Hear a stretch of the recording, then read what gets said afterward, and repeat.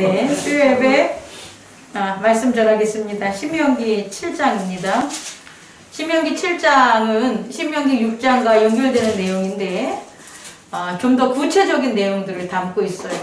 왜 하나님께서는 이스라엘 민족들을 애굽에서 이끌어내셔서 바로 가나안 땅으로 가지 않았을까에 대해서 우리 주목해 봅시다. 또 우리가 예수 그리스도가 우리에게 구원의 왕으로 오셨는데 예수 그리스도가 하나님의 아들이야 라고 하면 성령 세례를 받고 바로 왜 성령의 능력을 갖지 못하는지도 우리 생각해 봅시다. 이 중간에 분명한 과정이 있는데 애굽에서 이렇게 이끌어내는 백성들이 바로 가나안에 가지 않고 광야에서 있었던 것은 그들에게 무엇을 주기 위해서일까요? 라고 하면 뭐 있었죠? 지난주에? 명령, 그쵸? 언약과 계명. 근데 그 언약과 계명은 내면에 있는 하나님의 언약, 또 우리가 지켜야 될 계명이라면 겉으로 그것이 정말 얘네들이 하나님과의 언약과 계명이 그들 안에 있어? 이걸 증명해야 되잖아요. 하나님의 언약과 계명이 어디 있어? 라고 한다면 그들이 실제적으로 그들 안에는 하나님과의 언약과 계명이 있어 라는 게 바로 그들이 행하는 명령과 규례와 법도였다라는 거예요. 다시 말해 언약과 계명이 내면적인 거라면 그것의 형식적인 것, 겉으로 드러나는 것은 뭐가 된다? 명령과 규례와 법도라는 거예요. 이 명령과 규례와 법도를 온전히 그들이 뭐하게? 순종할 때를 광야에서 보냈다는 거예요.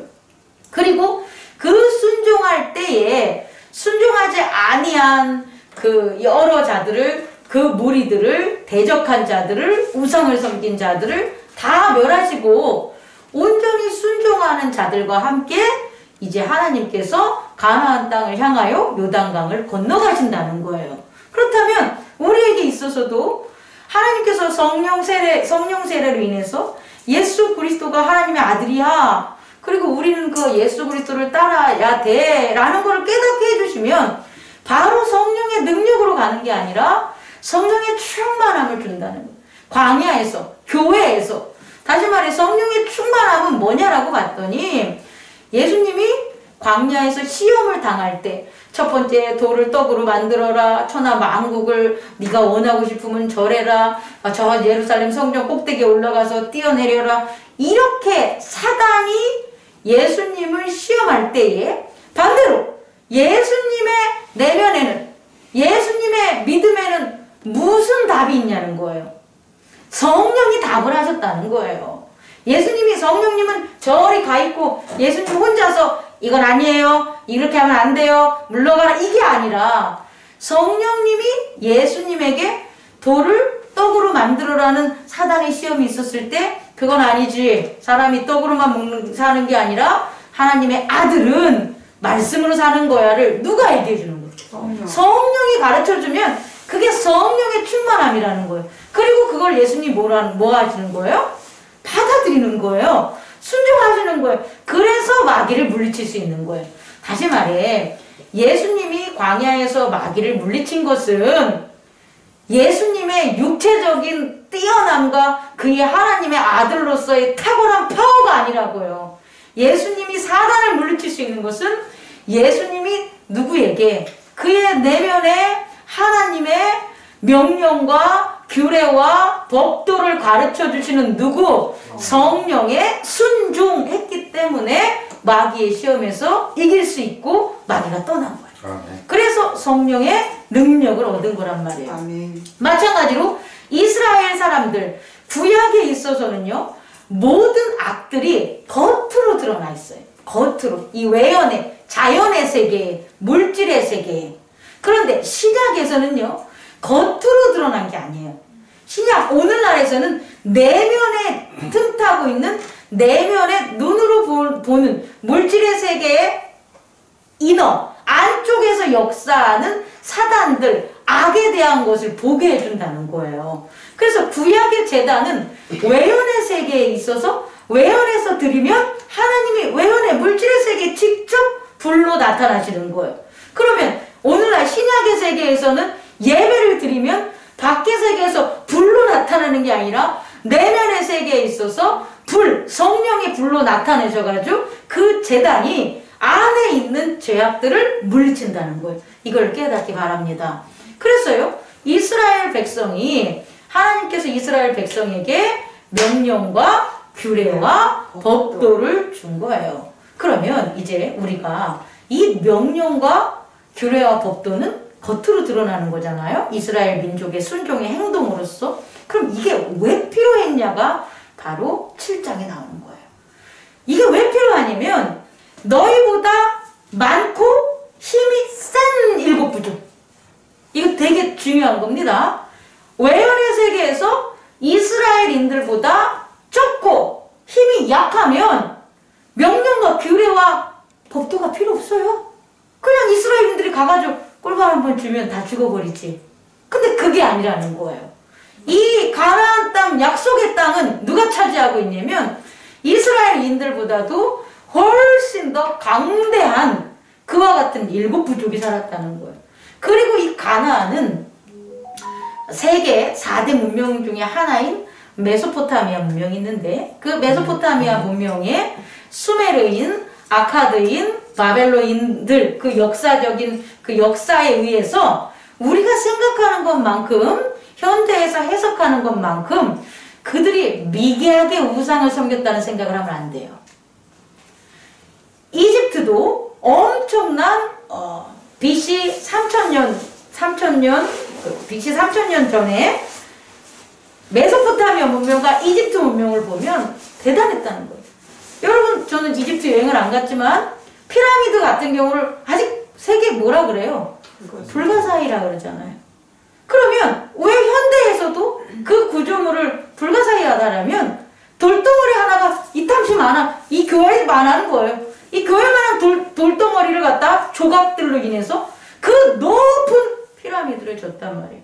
그게 얼마나 큰, 얼마나 발전된 과학이겠어요. 얼마나 발전된 기술이겠어요. 얼마나 발전된 사회 문화겠어요. 그렇다면 지금 가나안 땅은 메소포타미아 문명인 그 수메르, 맨 처음에 시작한 BC 3000년경에 있는 수메르인들에 의해서 이제 문자, 세계 문자에, 과학에, 문명에, 또 성벽술에 우리가 잘 알고 있는 지구라트, 흔히 말한 바벨론 탑, 그 지구라트가 하나님, 신을 섬기는 성전의 그 꼭대기 아니겠습니까? 가장 높은 신이 가장 꼭대기에 있고 가장 낮은 신이 밑에 있는 것. 그와 같은 엄청난 건축물과 과학과 문명이, 사회가 발달된 곳이라는 거예요. 다시 말해 이스라엘인들이 지금 가나안 땅으로 간 건 아프리카 부족을 치는 게 아니라고요, 여러분. 그들에게 있어서 광야 생활했던 40년 생활했던 이스라엘인들은 애굽에서 종노릇하고 왔던 사람들이에요. 수요도 적을 뿐더러 그들이 가진 나라도 없고 강성한 군대도 없었다는 거예요. 근데 애굽에서 40년 있는 그때에 하나님이 무엇을 주셨냐면 명령과 규례와 법도를 주므로 그들보다 훨씬 강대하고 위대하고 그 다음에 수요가 많은 바로 가나안의 7부족을 뭐하라는 거예요? 내쫓으라는 거예요. 여러분, 이 점에 있어서 주목해야 돼요. 바로 비교하자면 예수 그리스도께서 우리 안에 있는, 흔히 우리들이 알기 쉬운 말로 하면 귀신들인데, 그 귀신들이 죄와 악 아니겠습니까? 그 내면에 있는 죄와 악인 귀신들은 있잖아요. 쫓아내는 게 힘들다는 거예요. 우리가 예수 이름을 믿으면 그냥 예수 이름으로 귀신아 물러가라, 그럼 귀신이 다 물러가? 이건 정말 제 생각에는 좀 말만 그런 것 같고, 정말 그러려면 예수 그리스도의 명령과 규례와 언약을 가져야 된다는 거예요.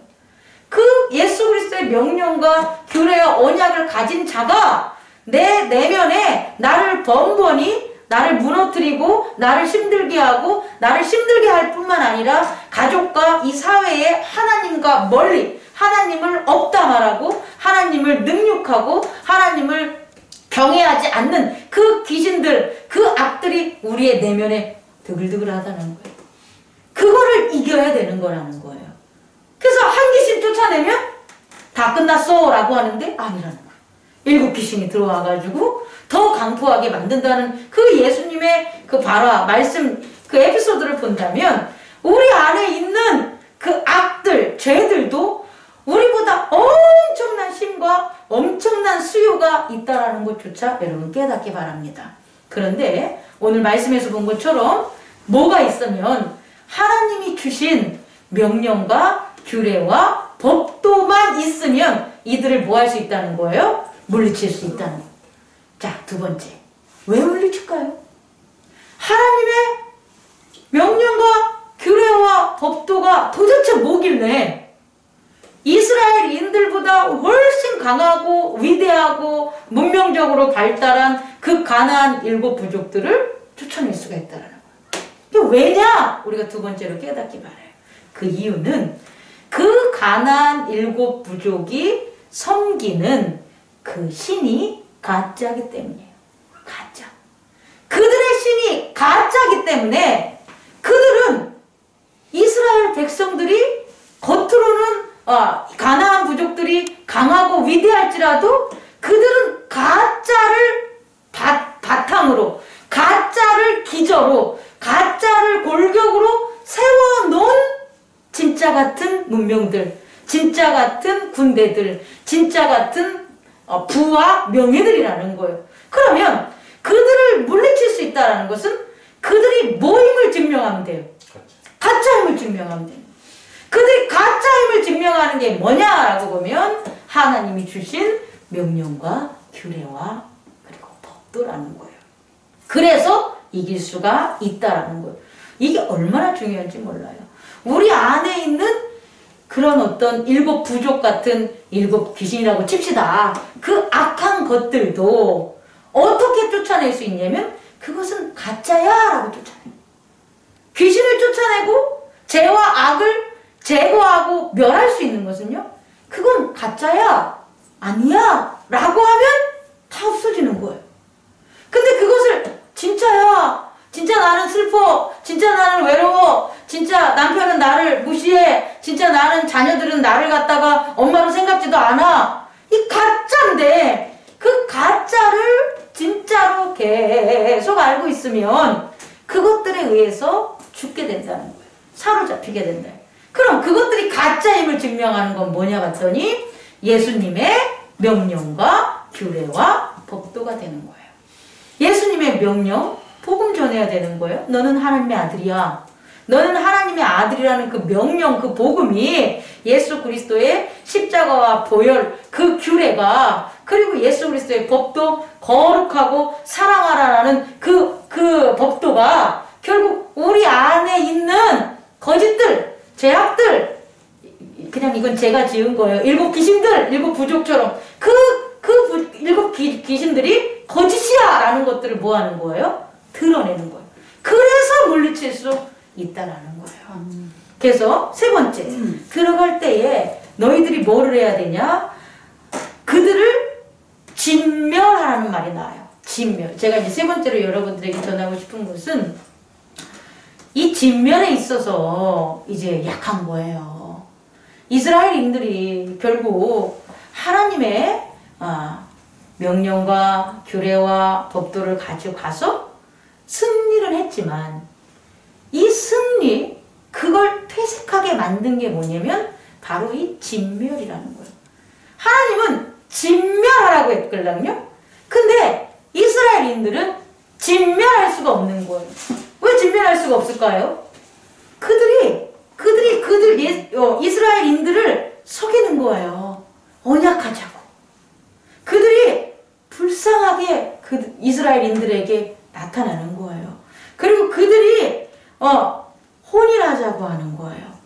아니, 그들이 뭐라고 하냐면 그냥 우리를 살려만 주시면 당신들의 노예가 되겠습니다. 종이 되겠습니다. 라고 뭐 하는 거예요? 화평을 요구하는 거예요. 하나님은 반드시 진멸하라고 했는데 그 일곱 부족은 자기들을 갖다가 함께 하자고 하는 유혹을 하는 거예요. 그게 뭐냐면 종교 혼합주의예요. 종교 혼합주의. 되게 중요한 겁니다. 이스라엘인들이 망한 이유예요. 더 중요한 것은 오늘날 예수 그리스도의 구원의 언약을 가진 사람들이 그 언약을 잃게 되는 게 뭐냐면 종교 혼합이라는 거예요. 종교 혼합주의. 이건 뭐냐면요. 하나님은 하나님대로 섬기는 거예요. 그래! 하나님을 못 섬길 수가 없죠. 버릴 수가 없죠. 왜? 내가 애굽에서 나올 때 홍해를 갖다 건너는 그 기적을 했지. 광야에서 우리가 먹을 것이 없고 힘들 때 우리들의 수요를 갖다 그렇게 강성하고 이렇게 은혜를 주셔가지고 건강하게 해주고 2대, 3대까지 그렇게 이스라엘인들을 그 뭐라고 하죠 그게? 12부족별로 튼튼하게 그 수요를 세우셨지. 그러니까 하나님을 버릴 수는 없어. 그런데 가나안 땅에 들어가 보니까 우리가 광야에서 경험한 건 저리 가란 거야. 아니 애굽에서도 못 본 거야. 애굽에서도 종으로 살 때 나일강에 있었던 그와 같은 어떤 풍요와 어떤 그런 어떤 농사나 이런 것들 이런 것들을 봤어. 근데 여기는 더한 거예요. 사실상 과학적으로 얘기하면 애굽은요 태양력, 이집트는 태양력을 만들었지만 이 메소포타미아 문명, 이 초생달 지역의 이 과학은 뭐냐면 태음력을 만들었어요. 이 태음력이 사실은 농경사회에 있어서 엄청나게 더 정확하잖아요. 농사 짓는 거. 이거 어떻게 이런 일들이 벌어지냐는 거예요. 그들이 경험했을 때 어떻게 이걸 알지? 어떻게 이런 지혜를 알지? 우와, 어떻게 이렇게 그 성경에서 보면 포도송이가 아니 우리는 요딴시만한 포도만 봤는데 이딴시만한 포도가 나오는 얼마나 깜짝 놀라겠다는 거예요. 아니 소출을 갖다가 봤더니 우리들 같은 경우에는 그냥 2배나 3배밖에 못했다면 거기서는 농사 한번 지고 나면 몇십 배가 온다고 하니까 어떻게 놀라지 않을 수가 있겠어요.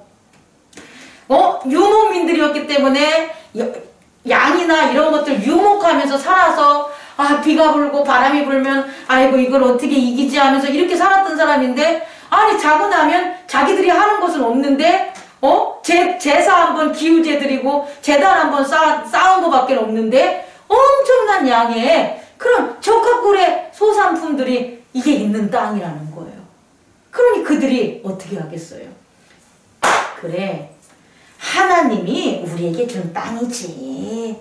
그러니까 이 땅은 이 땅대로 이 축복을 유지하기 위해서는 우리가 여기에 있는 제단을 쌓는 거야. 이 사람들처럼 가나안 사람들처럼.